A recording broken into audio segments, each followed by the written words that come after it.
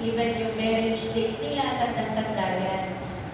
Kasi yung mga moments na yun mahalaga. Pero ang pinakamahalagang moment sa buhay ng tao ay ang salvation. The day of your salvation. Ito ang pinakamahalagang moment sa buhay mo. Kung ang moment na tanda-tanda mo ay yung moment na sinagot ka ng girlfriend mo, mas mahalaga ang moment na ikaw ay nag-yes kay Lord at pinapasok mo ang Panginoon sa iyong puso. Ano po? Wala nang higit pang mahalaga doon. Wala nang tunay na hihigit pa sa araw na yun na ikaw ay umiiyak sa Panginoon at tinanggap mo ang Panginoon sa iyo. That is your moment of salvation. At kung hindi mo pa tinatanggap ang Panginoon, this is the day of your salvation. Amen?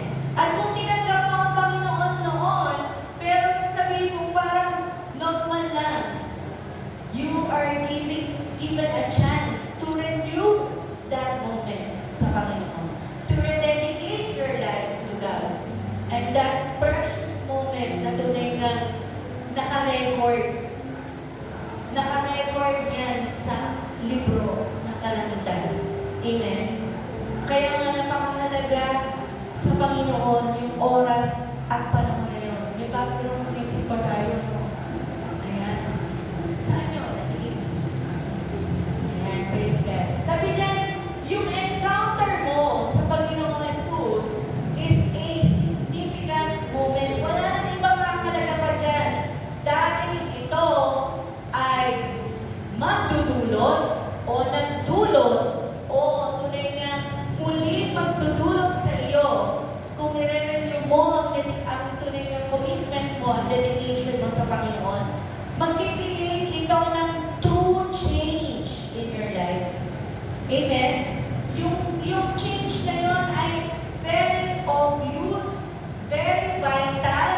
Tunay nga yung change na yun na hindi maaring baliwalain ng tao. Yung pagbabago na yun na tunay nga hindi maitatanggi ng mga magulang mo, nakita-kita yung pagbabago na yun, na hindi maitatanggi ng mga kaibigan mo, hindi maitatanggi ng mga ka-church mate mo, yung pagbabago na yun. Hindi maitatanggi ng mga classmate mo, yung pagbabago na yun. Yun ay kung meron kang totoo o nagkaroon ka ng tunay ng encounter sa Panginoon. At kung babalik tanongin mo, sige, imagine natin, isipin natin yung araw, yung oras, yung petsa na tinanggap mo ang Panginoon sa iyong buhay. Paano mo i-describe yung encounter na yun? Yung bang encounter na yun ay talagang unforgettable para sa iyo. Amen? Kasi sabi nga, it is a precious moment. Pero kung yung moment na yun ay dahil ginaya mo lang yung mga classmates mo kasi sila nag-forward ka rin at nagtaas ka rin ang kamay. Pero kung yung moment na yun is with a sincere heart na encounter mo ang Panginoon. Amen? Kaya ito yung makakasagot. Totoo bang na-encounter ko ang Lord? Totoo bang may ganito akong katinding experience kung makilala ko ang Panginoon? Ikaw makakasagot yan. Meron ba? Tanda-tanda mo ba yung mangyayari ngayon? Pwede mo pa bang maalala yung feeling mo noon? Yung mixed emotion na meron ka? Kasi dito sa kwento natin, sa Acts 9:4-6, ayan yung pinanggit ni Pastor Roberto kanina, sabi ko sa kanya, lagot ka. Tarapin ko yan sa hapon. Hindi ko na yung pwedeng baguhin dahil yan ang message ni Lord sa akin. And I believe, dahil sa latter part niya na binanggit, this is a continuation ng dati kanina. So, kung babasahin natin, marito po tayo tumayo. Basahin lang po natin itong verse na to. Acts 9:4-6, sabay-sabay tayo magbasa. 1, 2, 3. And he fell to the ground and heard a voice from heaven saying to him, Saul, Saul, why are you persecuting me? And Saul said, Who are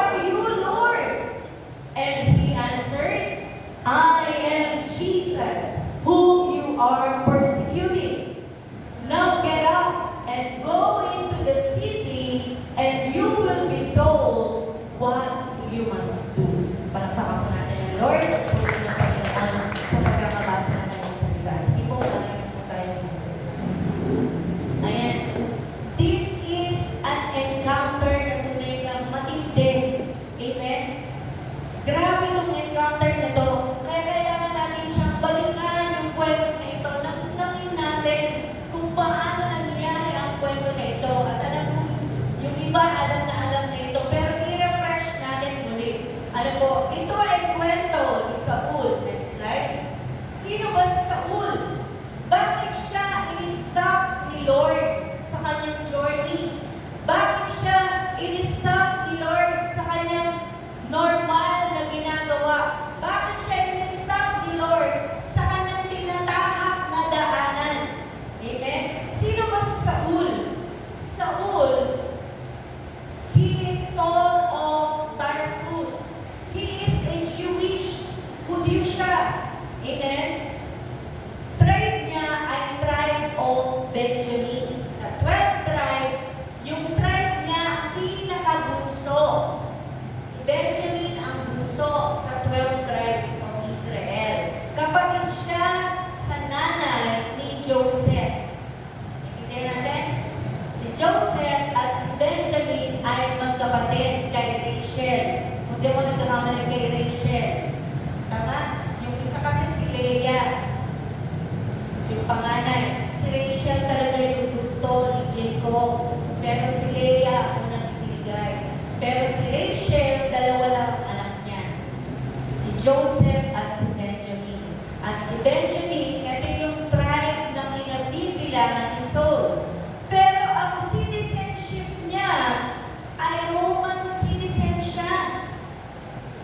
Naintindihan natin, ang lahi niya ay lahi ng Israelita, ng mga Hudyo, sa tribo ni Benjamin. Pero ang citizenship niya in papers, in documentation, siya ay Romano. At kilala natin at alam natin ang mga Romano, di ba ba? Sabi niya, he is a Pharisee and a religious scholar. A Pharisee meaning a Jewish leader. Leader siya, hindi siya basta-basta. Kilala siya sa lipunan. At sabi diyan, religious scholar, matalino to, si Saul. Hindi siya basta-basta, hindi siya common-headed na tao. High level itong tao nito. Scholar siya ni Gamaliel. Sabi diyan, strict Pharisee. Stricto siya na leader ng mga Hudyo. A Jewish leader at napaka-deboto niya. Sabi mo nga, deboto. Deboto niya to Jewish law and traditions. Alam mo yun, yung masyado pang panatiko. Sa lahat ng mga tradisyon ng mga Hudyo, makikita mo doon si Saul. At siya ay nagpe-persecute ng pumapatay ng mga Kristiyano. Pumapatay, may lisensya. He has a license to kill. Grabe, no? Meron siyang authority. Nabanggit ni Pastor Marlene kanina, meron siyang authority to persecute and to kill, murder the followers of Jesus. Kung imagine mo yun ngayon, wow! Grabe, ano mo, yung persecution, matindi. Pinagkaya ang tatayo na totoong Kristiyano, kung meron kang alam na merong lisensya para patayin, merong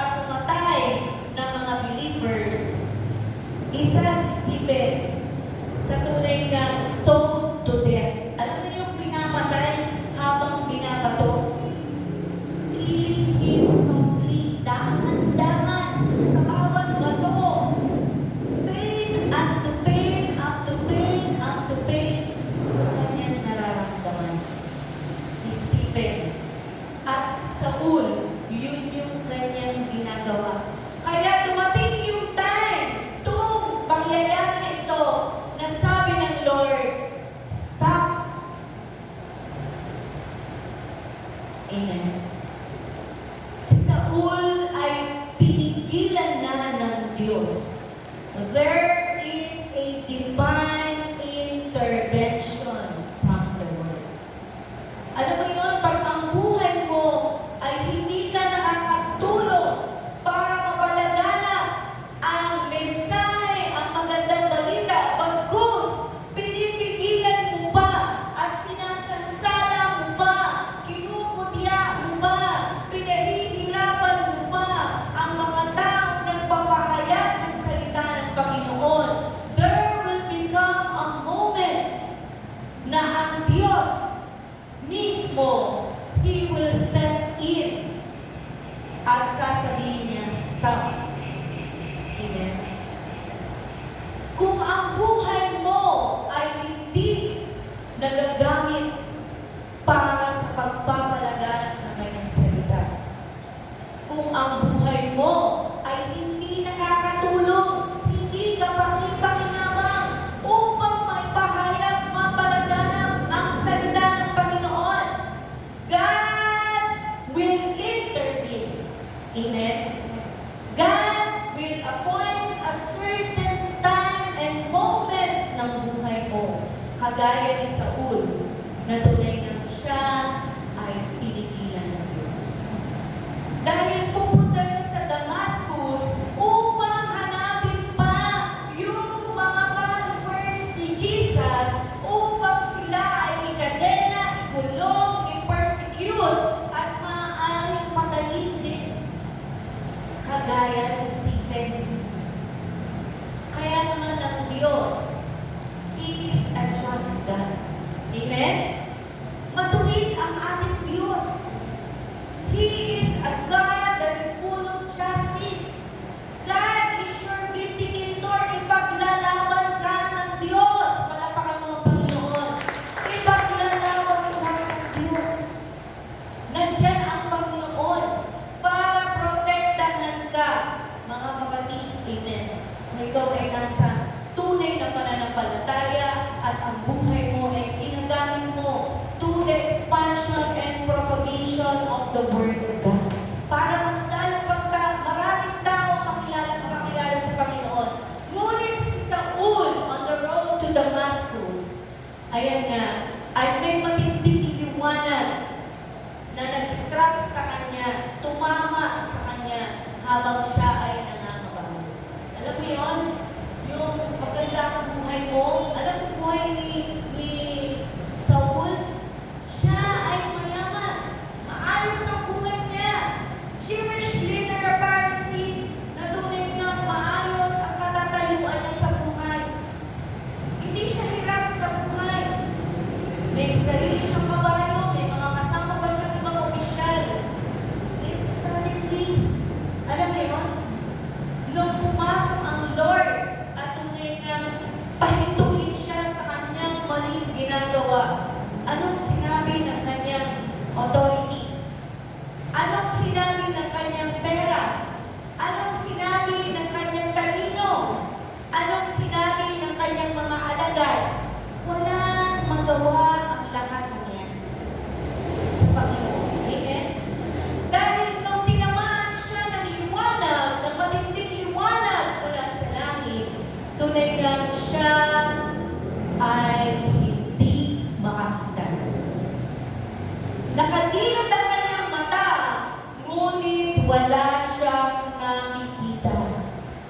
Grabing trahedya ang sinakit niya sa kanyang buhay.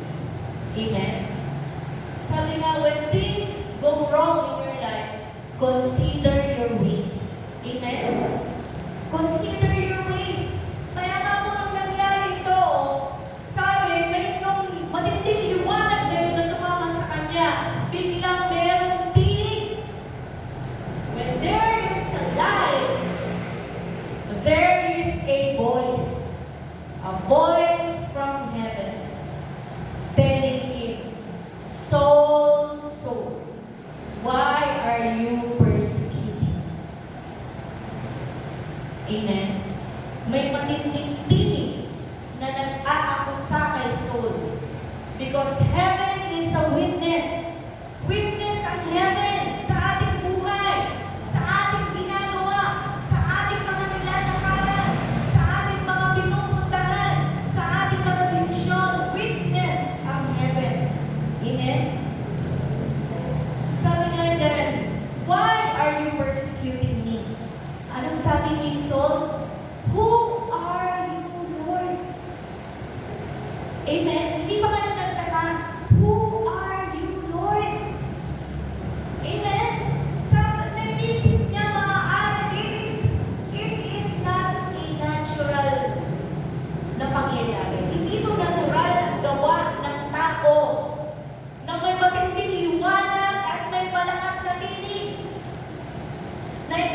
naririnig, ito ay hindi tao.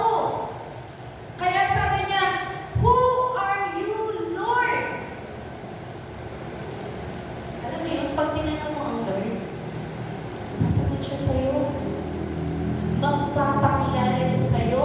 Amen? Sabi ng tinig, "I am Jesus that you persecute." Siguro, naisip ni Saul, sino ba ang pinipersecute ko? Yung mga followers niya. Hindi naman mismo si Jesus.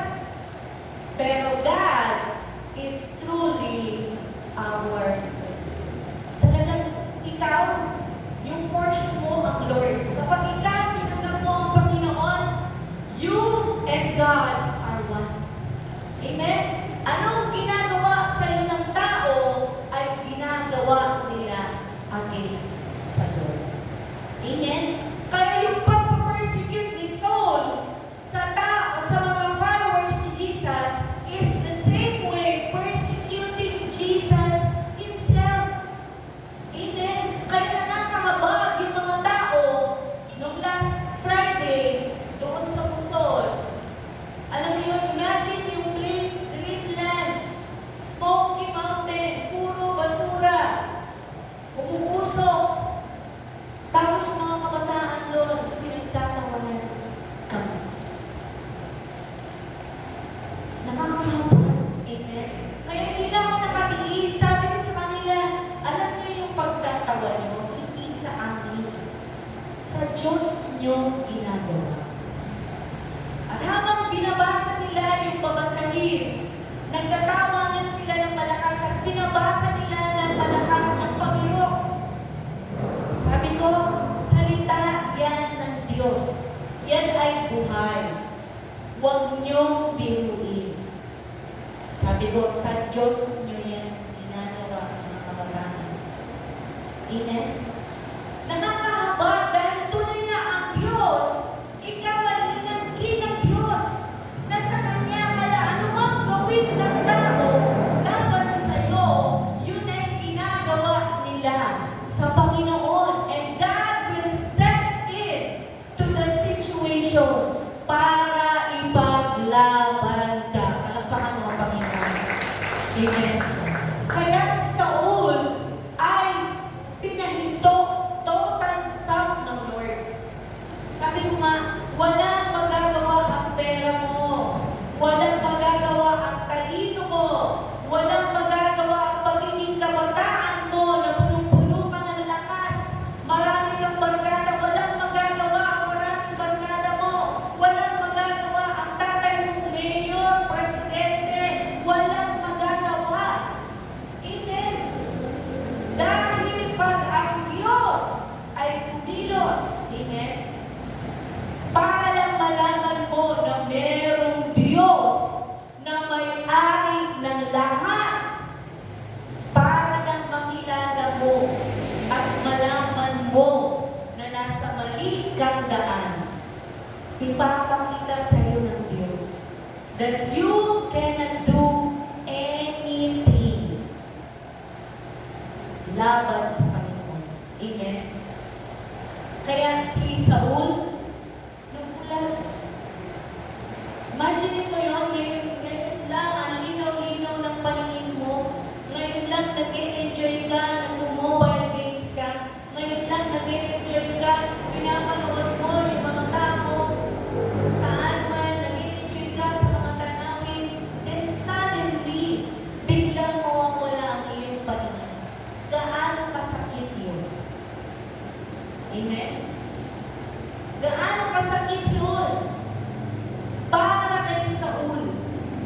Pero nung narinig niya ang tinig ng Diyos, sinabi ng Panginoon sa kanya, I am Jesus, whom thou persecutest.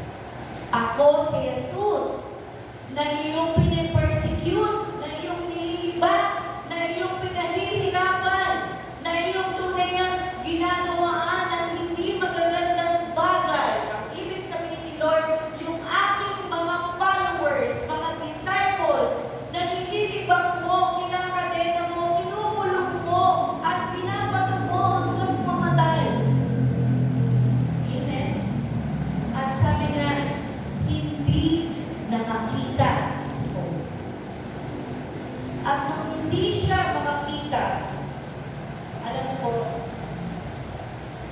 stop muna natin ito. Next slide tayo. Hang natin yan. Sabi diyan, God so loved the world that He gave His only begotten Son because of the sin of unbelief ng tao. Alam mo yun, imagine having open eyes without seeing God. Meron kang dalawang mata na amaze ka kung paano ito natunay ng gumagana. Pag pinag-aralan mo ang mata, maraming mayang parte ang iyong mata. Paano yan kumikilos? Paano yan nagpaprocess? Paano yan na sinasabi ko? Ano yung nakikita mo? Binibigta sa utak yung picture? Di ba? Kung pag-aaralan mo at pupusin-pusilin mo, how amazing is the one who gave you the eyesight. Amen?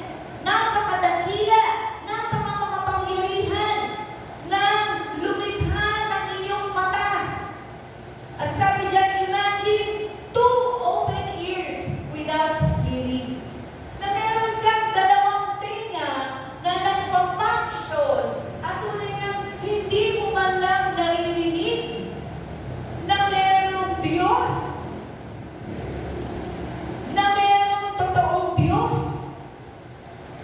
na hindi mo man lang nagawang paniwalaan na totoong merong buhay na Diyos. Amen? Having strength without obeying, na meron kang lakas. Sabi nga, ibang klase yung lakas ng kabataan compared sa amin, konting gawa, maya-maya, tulog muna ako. Pagod. Pero ang kabataan, kahit maghapon yan, hindi halos maubos-ubos. Midnight na. Doon pa lang rin nagsisimula. Mas alive na alive pagdating ng gabi. Pero sabi, imagine mo meron kang lakas na ganon, pero hindi mo man lang magawang sumunod sa Diyos na nagbigay sa iyo ng lakas. Sabi niya, imagine that having a creator. Same to na nabanggit ni Tiadet.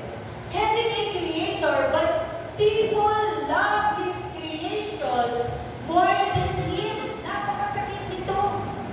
Alam niyo yung merong lumikha ng lahat sa ating paligid. Pero mas mahal ng tao yung nilikha ng Diyos kaysa sa Diyos. Amen? Kaya nga po, yung sin of unbelief, sabi dyan, ang sakit ng puso ng Diyos. Dahil si Saul, he is expert in the law of Moses. The Pentateuch, alam niya yung 5 libro. Expert siya doon.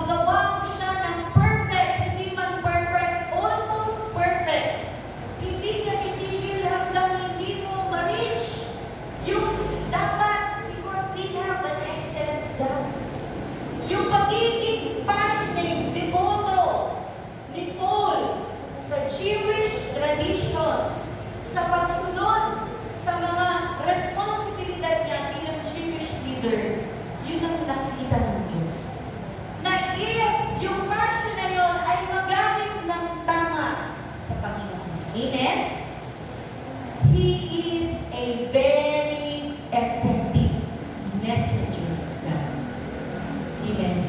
Kaya nga po, sabi nun yung sin of unbelief, yan ay nasa buhay ni Saul. At yan yung dahilan kung bakit maraming tao ang tunay nilang hindi sumasamba sa Diyos. Hindi nire-recognize ang Lord. Alam nila merong Diyos, but they don't believe in God. Amen? That is a sin. At yan yung unang sin. That is the sin that entered into the heart of man sa Garden of Eden pa lamang. Sin of unbelief sa sinabi ng Diyos. Amen? Kaya mga kapatid, sabi nga ang Diyos, nakatingin siya. It's high time, kagaya sinabi kanina, yung liwanag na nag-encounter ni Saul, ito pala yung liwanag na magbabago ng kanyang buhay. At hindi nung encounter niya, sabi nga go to the city and I will instruct you what to do. At i-forward mo muna ng konti para tatlong slides. Next one. Babalikan natin. Ayan. Sabi ng Lord, when there was a light from heaven, He heard God's voice saying, go to the city and I will tell you what to do. Alam mo ba sa Panginoon, mahalaga na nasa right location ka. Take it by heart. Nang narinig yung sinasabi ng Panginoon. It is very important to God that you are in the right place for you to receive the right instructions. Amen? Napakahalaga sa Diyos na nasa tamang lugar ka. You are at the right place at the right time that God will tell you what to do. Sabi ni Lord, sabi ni Saul, who are you, Lord? Sabi niya, I am Jesus that you persecute. Amen. At doon na siya nagulag. Kaya sabi ng Lord sa kanya, go to the city. Anong ginawa ni Saul? Nagmatigas ba siya? Anong ginawa ni Saul? Tumalikod ba siya at bumalik? Anong ginawa ni Saul? Tinawag yung mga kasama niya para maglaban at batuhin ang bagay kung ano man doon sa paligid nila pinagmumulan ng boses? Hindi. The moment he heard God's word, go to the city of Damascus. Agad-agad. Dahil hindi na siya makakita, siya ay inalalayan na ng kanyang mga kasama. Nakalungkot, di ba kapatid? Sabi niya there are times that God will allow na may mga bagay na hindi magandang mangyari sa mundo. Just for you to see. Para lang pagtuunan mo ng pansin ng Diyos. Para lang ipaling mo naman yung iyong paningin sa Panginoon. Amen? The moment na ito, hindi ito simpleng pagpaling ng paningin ni Saul.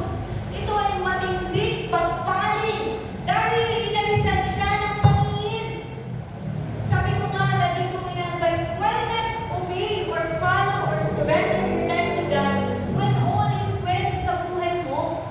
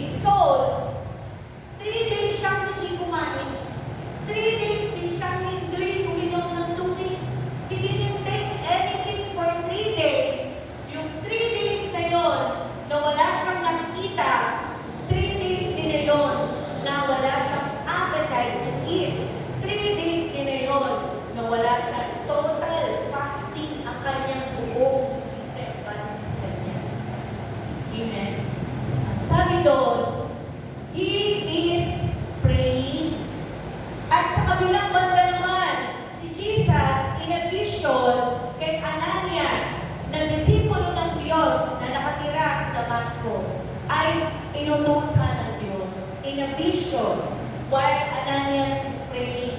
Go to the city of strength. Nandun si Saul. Go to the city of strength, to the house of Judas, and ask for a name, Saul of Tarsus. At siya yun. At nung nalaman, narinig ni Ananias ang pangalan, sabi niya, Lord, yan yung nagpa-persecute sa amin. Yan yung pumapatay sa mga lingkod mo, nagpapahirap. Pero sabi ni Lord, go, because He is an instrument for you. Palapakan mo ang Panginoon. Kapatid, God is simply saying, salvation is for everyone. Magugulat ka ba mamamatay tao? Amen? Matindi ang kanyang kasalanan, pero gagamitin siya ni Lord. Amen? Pero gusto siyang gamitin ni Lord as an instrument for His glory. At nang marinig ito ni Ananias, agad-agad siyang pumunta sa tahanan ni Saul. At sabi niya, Brother Saul, yung Jesus, yung Lord na nagpakita sa iyo on the road to Damascus, siya yung nabubutos sa akin. Napuntahan ka at ipanalangin. At nung ipinag-pray siya, Ananias laid his hand on him. Bumagsak ang parang malakaliskis sa kanyang mata. At siya ay muling nakakita. Palakpakan natin ang Panginoon. Amen. Muli siya nakakita, tinanggap niya ang banal na Espiritu, at ulit siya'y bumangon, at siya ay nagpabautismo. Then after that, history. He never stopped sharing, preaching, teaching the Word of God. Amen. Kaya nga po sa umpisa natin slide, when you truly encounter the Lord Jesus, pag yung liwanag na mula sa Diyos ay tunay niyang dumako, dumating sa iyong buhay, yung tinig ng Diyos ay magiging malinaw sa iyo. You are on the right place at the right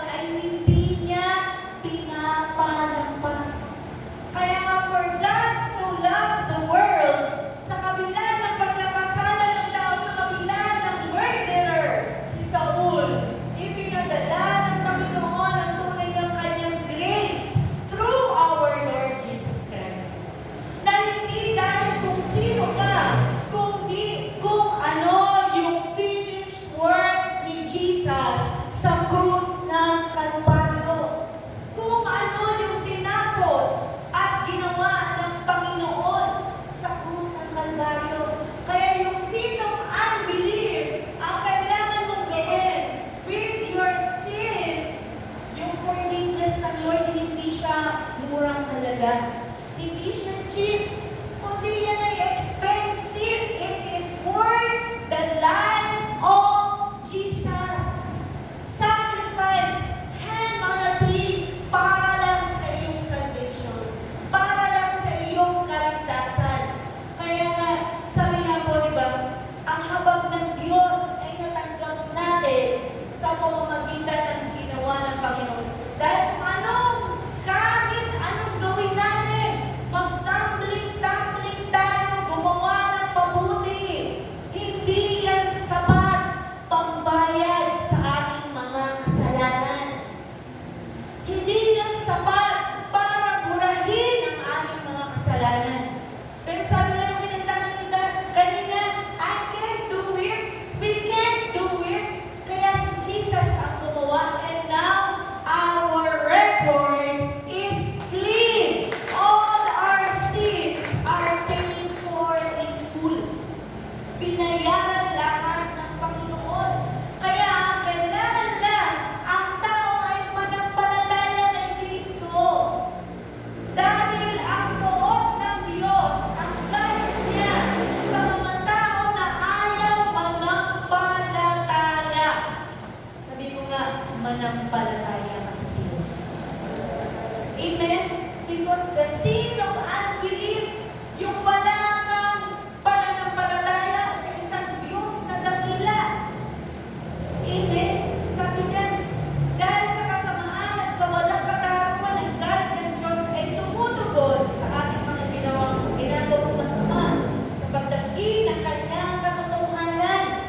Na darating yung time, sabi na, heaven is real, hell is real. Para sa lahat, sabi nga, ang hell is created for the devil, the demons, for Satan. Pero dahil ayaw mong manampalataya sa Diyos, ikaw ay manidestino doon. Amen? Ang kailangan mo lang ay manampalataya. Maniwala ka kay Kristo na namatay sa krus ng Kalbaryo. At yung pananampalataya na yan, ang tunay ng pagsisimulan, from faith to faith, from glory to glory. Tunay ng ang salvation is just the beginning. Hindi mo nga sila katabi. Salvation natin, it's just the beginning. Simula pa lang yan, kapatid. Yung pagtanggap mo sa Panginoon bilang Diyos at sariling tagapagligtas, simula pa lang yan. Dahil marami pang gustong gawin ang Diyos sa buhay mo para sa kanyang kaluwalhatian. Palakpakan mo ang Panginoon. Sabi nga, may pag-asa kung tayong lahat ay titingin kay Kristo. Dahil kung ang tao ay mananangan lamang sa kanyang mabubuting gawa, siya ay mapapahama. Amen? Ang tao maliban sabihin ng kanyang bibig, Panginoon, naniniwala ako na ikaw ang Diyos. Panginoong Jesus, naniniwala ako na binayaran mo ang mga kasalanan. Hindi ko kayang bayaran, pero ikaw ang nagbayad para sa akin. Amen. Naniniwala ako, Panginoon, sa kaligtasan na dulot ng pananampalataya ko sa iyo. Amen. Sabi niya, may pag-asa. Ang kabutihan ng Diyos ay nagbukas ng daan ng kaligtasan sa pamamagitan ni Jesucristo. Amen. Nasabi po dito, kaya kailangan mong kumilos, kapatid. Soul, nang may encounter niya ang Panginoon, his life changed 360 degrees. From being a murderer, a persecutor ng mga Christian, the moment na tinanggap niya ang banal na Espiritu, siya ay walang tigil na nagpahayag ng salita ng Panginoon. Dahil bakit? Sa Romans 1, 21-25, sabi dito, ang taong tumalikod sa Diyos,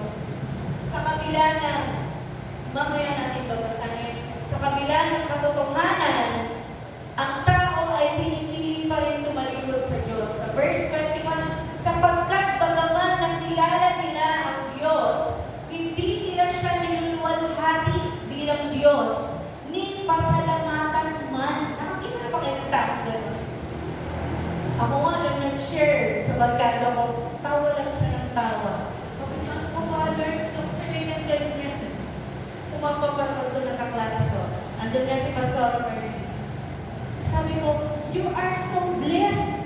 Blessed na blessed ka ng Panginoon since high school pa lang. Pero alam mo ba, ang pagiging blessed ay hindi nasusukat sa pera. Mas tunay kang blessed pag merong Kristo sa iyong puso. Sabi niya, makabantong sanay. Sabi ko, pinag-pray ka namin. O, patuloy niyo akong ipag-pray. Hallelujah, glory to God. Sabi ko, nagsisimula pa lang ako. Sabi ko sa kanya, babalikan kita. Kasi hindi pa ready ang kanyang puso para tumanggap sa isang panalangin ng pagkanta. Amen. Sabi ko, bagamat alam nila na mayroong Diyos, bakit ayaw nilang pagtuunan ng pansin ng Diyos? Amen po ba? Bagamat alam nila mayroong Diyos sa mga pangyarihan, bakit hindi sila naglalaan ng oras para sa Diyos?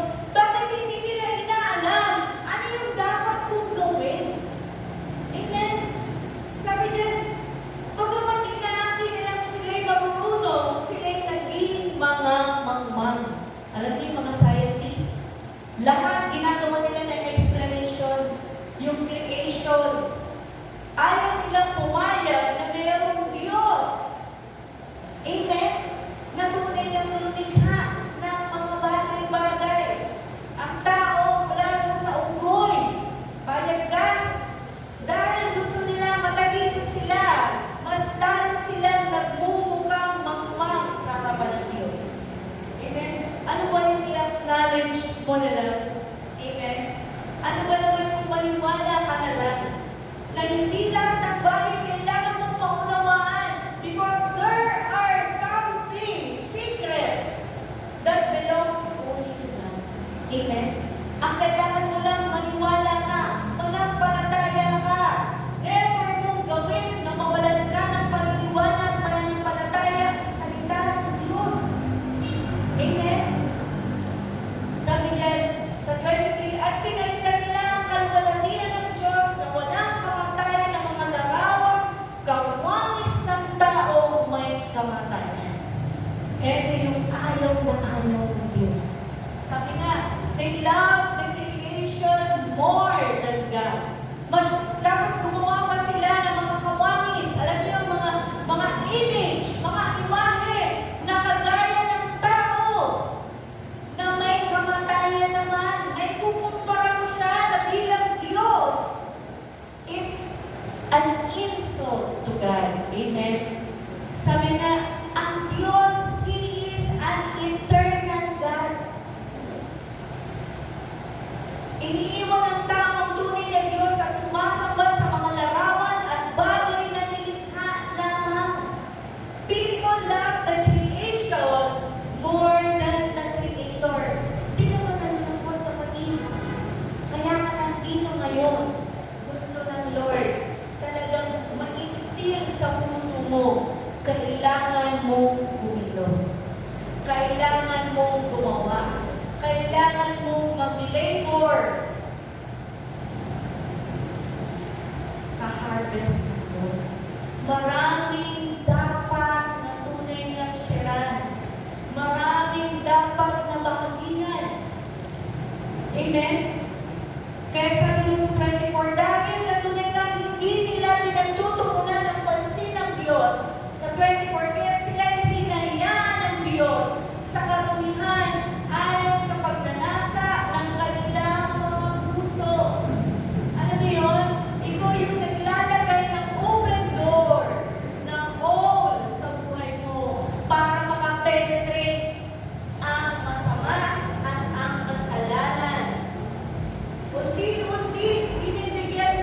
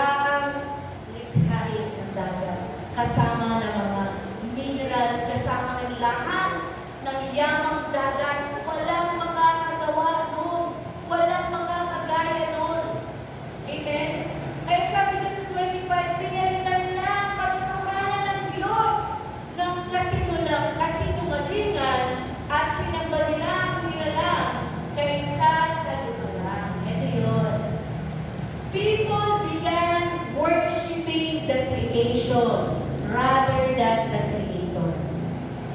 Alam mo, ano to sa mababaw na salita, mas minamahal mo ang tao kaysa sa Diyos. Amen? Mas minamahal mo ang property kaysa sa Diyos.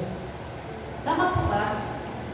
Kasi kinilate lang ng Lord yun for you to enjoy, but not to forget, and not to put God of less priority.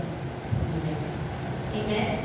Nilikha ng Diyos ang mga bagay-bagay para sa iyong ikasisiya, para sa iyong ikatutuwa. Pero ang nangyayari, yung mga bagay-bagay na nilikha ng Diyos, ang naging dahilan para ang tao ay mas higit na mahalin ang mga nilikha kaysa sa Diyos. Naiintindihan niyo po ba? Naiintindihan niyo po ba ang puso ng Panginoon? Alam mo yun, yung nanay o yung tatay mo, binilhan ka ng kotse. At dahil binilhan ka ng kotse, mas mahal mo na ngayon yung kotse kaysa sa tatay mo. Imagine mo yun. Tama? Gaano kasakit ang puso ng tatay mo na pag nagsalita ang tatay mo, hindi mo pinapansin dahil lalaga ka, aalis ka, daladala mo yung paboritong kotse na bigay ng tatay mo. Na mas mahal mo na ngayon yung ibinigay sa'yo kaysa siya na nagbigay sa'yo. Loving the creation more than the Creator, patuloy na nagdurugo ang puso ng Panginoon. Amen? I pray na ubungan niyo yung puso ng Diyos. Nauunawaan niyo na po. Kaya nga sabi niya po, Romans 1:20, for since the creation of the world, His invisible attributes are clearly seen. Napakalinaw. Simula pa sa simula ng pagkakalikha, makikita mo na kung sino, kung anong klaseng Diyos, kung gaano ang mga pangyarihan, kung gaano kadakila ang Diyos, being understood by the things that are made. Makita mo yung mga bundok, yung mga dagat, yung ulap, yung mga iba-ibang klaseng hayop na ginawa. Pinapakita nito kung gaano pangkapangyarihan, kung gaano katindi, walang hanggan ang kapangyarihan ng Diyos Ama, so that they are, upang ang tao ay walang maidahilan, na walang Diyos. Hindi pwedeng sabihin ng tao na walang Diyos, na may-ari ng mga bagay na yan ang likha. Amen? Dahil walang tao, nakakalikha. Palampakan mo nga ang Panginoon. Does God deserve the highest praise? Ang hina ng palakpak nyo! Para sa isang Diyos na eternal, isang Diyos na majestic, isang Diyos na dakila, isang Diyos na tunay ng walang katulad. Ang sinasasakit ng damdamin ng Panginoon, wala kang belief sa Diyos na lumikha sa'yo, na lumikha sa mga bagay-bagay. At masigit pang mahal ang mga nilikha kaysa sa Kanya. Kailangan mong makita na ang Creator mismo ang dapat mong mahalin. Ang Creator mismo ang dapat mong paglingkuran, sambahin. Lumukod ka, sumamba ka, magpasalamat ka, walang katapusang pasasalamat sa may likha. Amen. Itong katuruan na ito, itong Romans, nilikha, isinulat ni Apostle Paul para sa mga Romano, para sa mga fellow citizen niya. Amen. Imagine mo yun. Kasi nakita ni Saul, from Saul to Paul, nakita niya, sinusulat niya yan, he is named as Paul. Sinusulat niya, nakita niya yung naging buhay niya.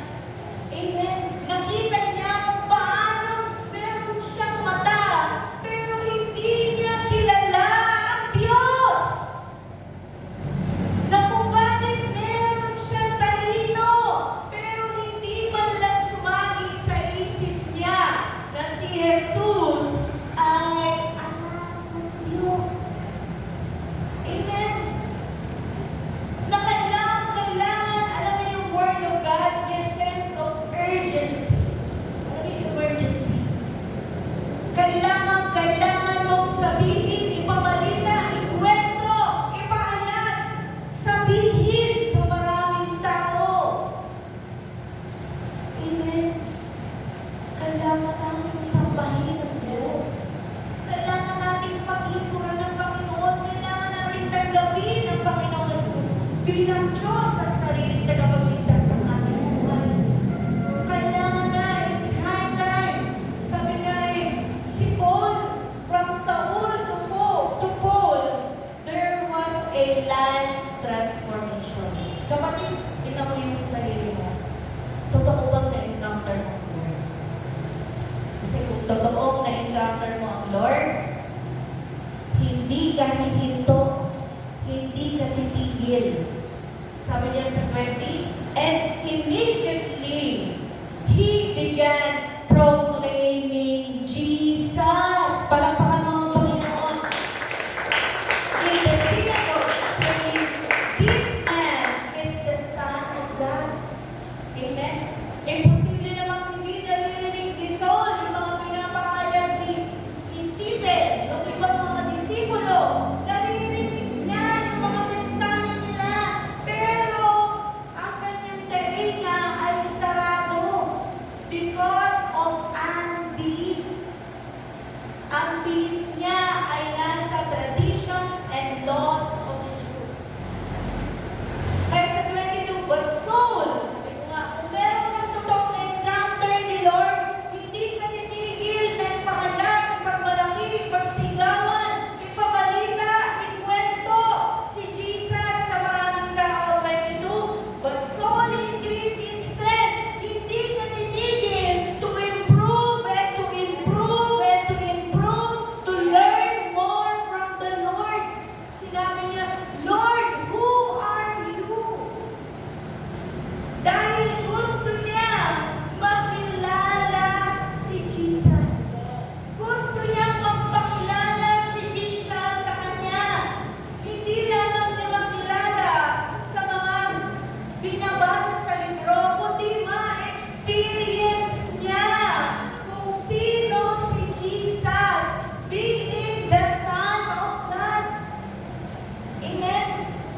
Kung na-encounter mo ang Lord, you will continue to increase in strength more and more.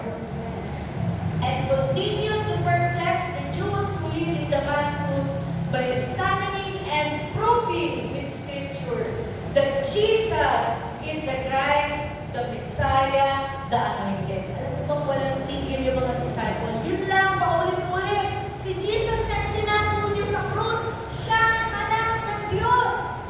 Siya ang isinugo ng Diyos. At nung siya'y nilibing sa tatlong araw, siya'y muling nabuhay.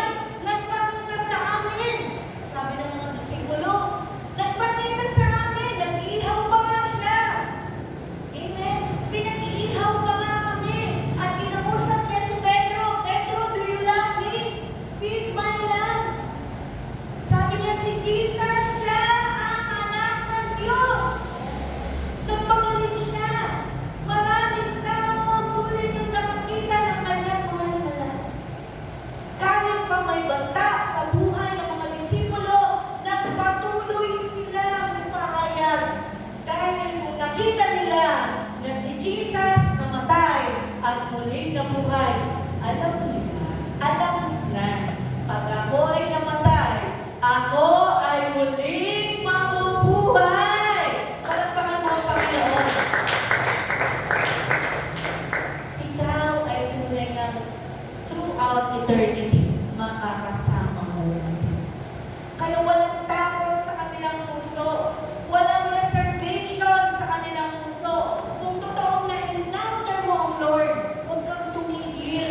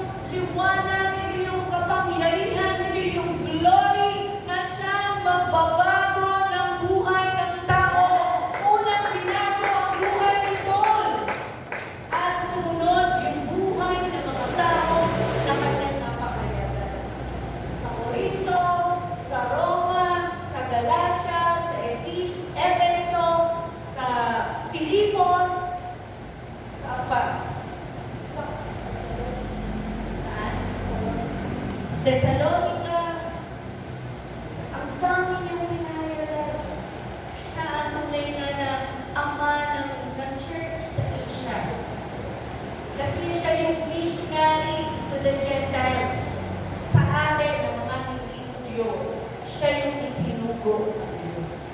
Sabi diyan, yung liwanag kung talagang tumako na sa buhay mo, ang liwanag, ang makapangyarihang liwanag ng Diyos. Kapatid, hindi ka hinito. Hindi ka titigil ipagmalaki si Jesus. Amen? Hindi ka talaga mahihiya ikwento si Jesus. Ipagmalaki mo yung ginagawa ng Panginoon, yung kabutihan ng Diyos sa iyong buhay. Dahil yung liwanag na yan ay kapangyarihan para mabago ang buhay ng tao. Kaya nga sabi lang sa 1 Corinthians 15, 3-4, for what I received, sabi ni Apostle Paul, kung ano man ang aking tinanggap, ay yun din ang aking ipinabasa o ibinibigay sa inyo. At to you as of first importance, that Christ died for our sins. Ito lang lagi niyang sinasabi, na si Jesus ay namatay para sa ating mga kasalanan. Bilang kabayaran sa ating mga kasalanan, na naayon sa salita ng Diyos, that He was buried, na siya ay nilibing, and that He was raised on the third day. Yun lang, paulit-ulit na si Jesus, He is the life and He is the resurrection. He is the life, He is the light of the world. At kung lumako na sa buhay mo liwanag, ikaw na nga ang liwanag ng mundong ito. Amen. Kaya kung paano si Saul, si Paul, napakaano niya, trustworthy, yung term, mga pagkakatiwalaan. Kapigin mo yan, kapatid mo, pagkakatiwalaan ka ba ng Diyos? Sa lahat ng kabutihan ng Diyos na ipinarami sa iyo, mapagkakatiwalaan ka ba ng Diyos na yan ay ibabahagi mo sa maraming tao? Mapagkakatiwalaan ka ba ng Diyos na yan ay hindi mo sasarilinin yan na experience mo na kabutihan ng Diyos? Kundi yan ay generously ipapas mo, ikukwento mo, ibabahagi mo sa maraming tao. Dahil ikaw din, nalaman mo na si Kristo ay nagbayad sa iyong mga kasalanan. At ngayon, ikaw ay nililingkod sa Diyos. Amen. Sabi na sa Romans 1:5-6, it is through Him, Jesus Christ, that we have received grace and apostleship, as a messenger, as a representative ng Lord, to promote obedience to the faith. Kaya nga yung sin of disobedience or unbelief, kabaligtaran na kailangan mong gawin. Yung mundong ito is operating in the sin of unbelief, pero ikaw, sa pamamagitan ni Kristo, na may liwanag ng Panginoon, tinawag ka to promote obedience to the faith in the Lord Jesus Christ, who died for you in the cross of Calvary. Amen? Na magkaroon ng tunay na pagsunod sa pananampalataya sa Panginoong Jesus na nagbuwis ng buhay para sa iyo. Nagbayad para sa iyong kaligtasan. Sabi ko nga, ang ating forgiveness ng Lord sa atin, hindi siya mura. Hindi siya cheap. Kundi siya ay napakamahalaga. Dahil buhay ni Kristo ang kanyang binigyan. Amen? Sabi niya, He who knows no sin became sin para lang ibayad sa atin. Ibayad ang kanyang buhay para sa ating mga kasalanan. Sabi niya, and also are among those who are called of Jesus Christ. Sino yung mga tinawag ni Kristo? Tayo. To belong to Him. Bakit yan? We belong to Jesus. We belong to Jesus. And yung gusto ng Lord na gawin natin. I-promote natin na ang tao kailangan mayroong pagsunod sa pananampalataya sa Panginoon. Amen? Meron talagang Diyos na dapat sa paglingkuran, mahalin, at sundin. At ang tunay nga na ang buhay mo, it belongs to God na. Hindi na sa'yo. Kaya mo ba yun? Na ang buhay mo ay hindi na sa'yo, ito ay sa Diyos na. Ibig sabihin, the ownership belongs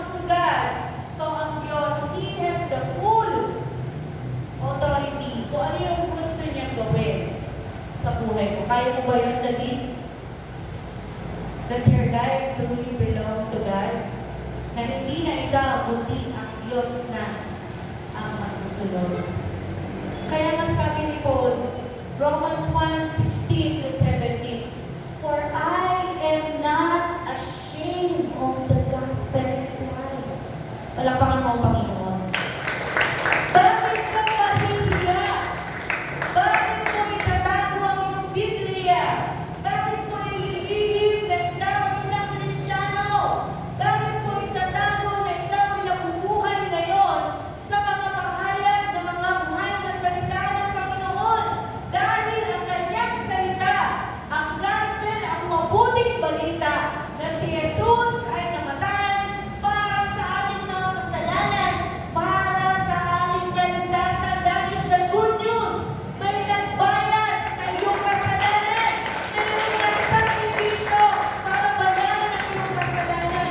At ito ay kapangyarihan ng Diyos tungo sa kaligtasan ng bawat isa ng mananampalataya. Amen. Ito ay kapangyarihan, kapatid. Sabihin mo lang, alam mo ba, binayaran ni Jesus ang kasalanan mo.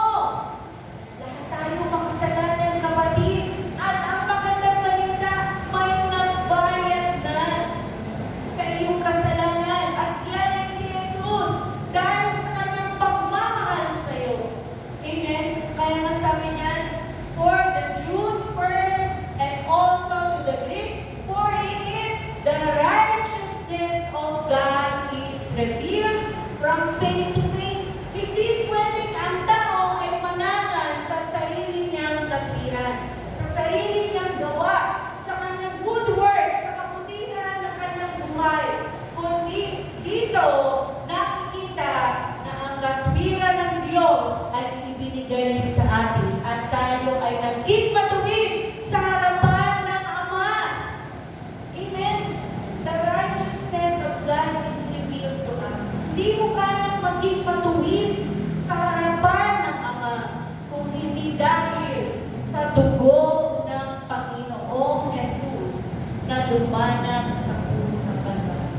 The moment you believe that Jesus died for you, pag ikaw nanalangin, lumapit ka sa Ama, hindi ikaw ang kanyang nakikita, kundi yung dugo ng Panginoong Jesus na pinanampalatayanan mo na dumanang sa krus ng Kalbaryo bilang kabayaran ng iyong mga kasalanan. Kaya you can enter boldly, malaya kang lumapit sa Ama, manalangin, mag-petition, humingi, magpuri sa Diyos. Dahil yan sa ginawa ng Panginoon Jesus. Kaya mga kapatid, kung totoong na-encounter mo yung liwanag ng Panginoon, huwag kang tumigil. Huwag kang matakot. Huwag kang mahiya na ikwento si Jesus. Bakit ba tayo tumayo? Alam niyo ba yung kanta na Touch of Heaven? Patayin lang natin. Para lang ma-meditate natin yung Word of God.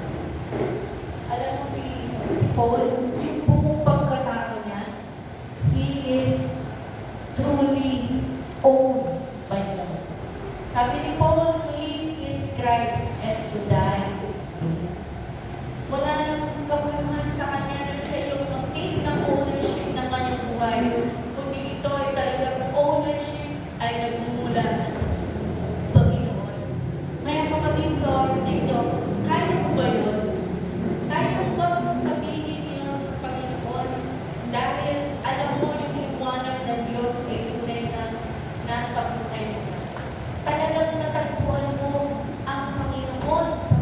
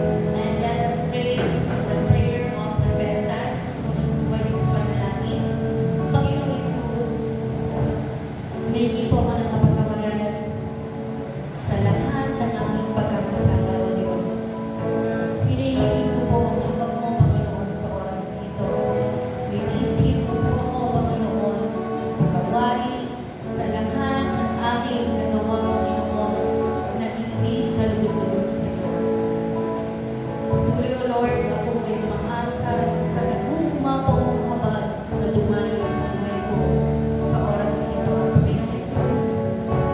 Salamat sa pag-iisan, salamat sa kapatawaran.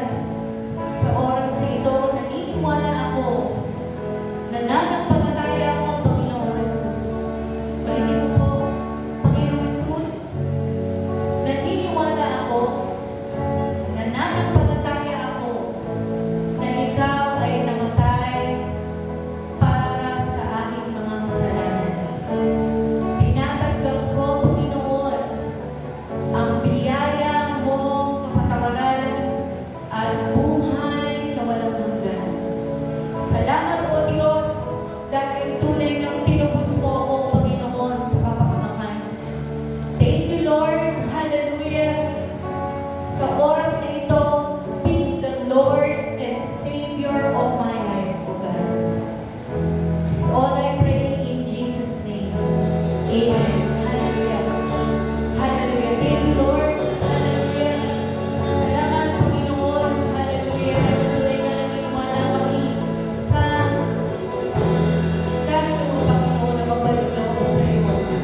Ang kalamitan ay nagdiriwang, Panginoon. Hallelujah. Lord, tuloy ka nakatingin ka sa puso ng bawat isang mga anak mo sa oras na ito.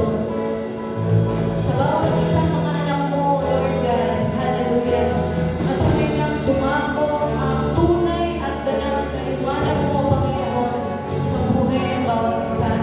Lord, kagaya ng sinabi ng kwento ni Paul, O God, he never stopped proclaiming the good news.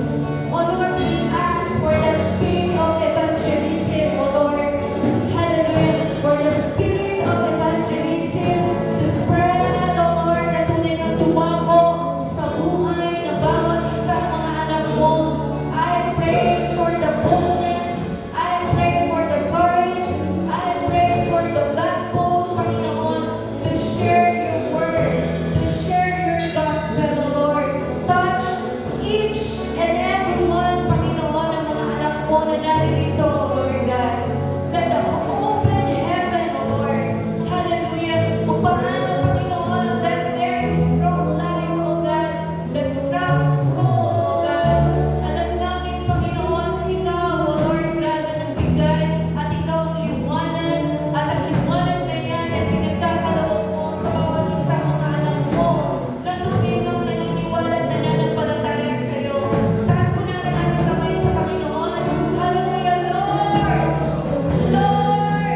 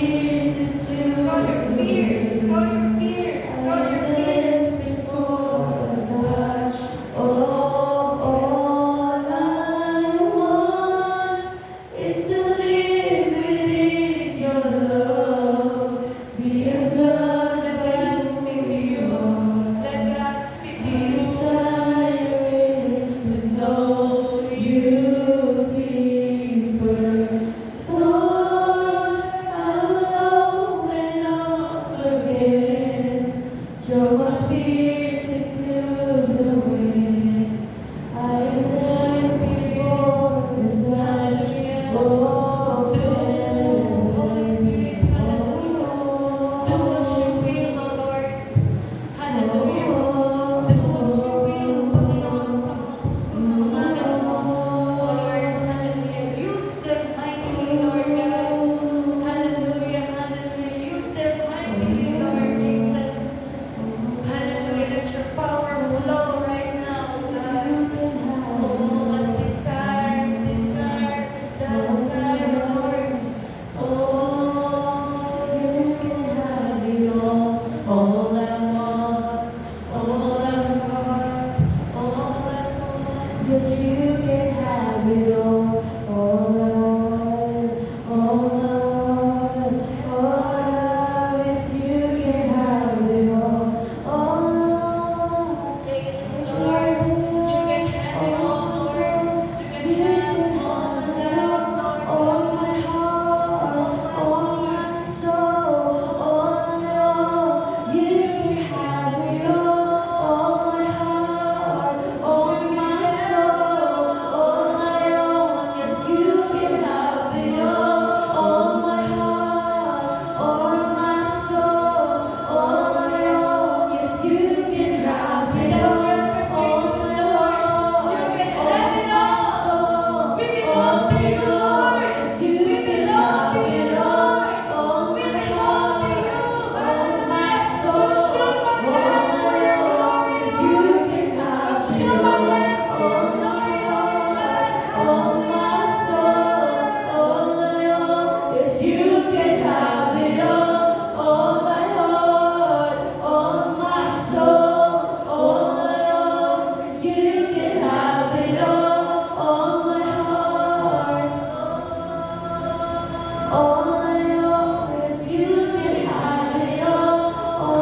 heart, all my soul, all I know is you can have it all. And you can have it all.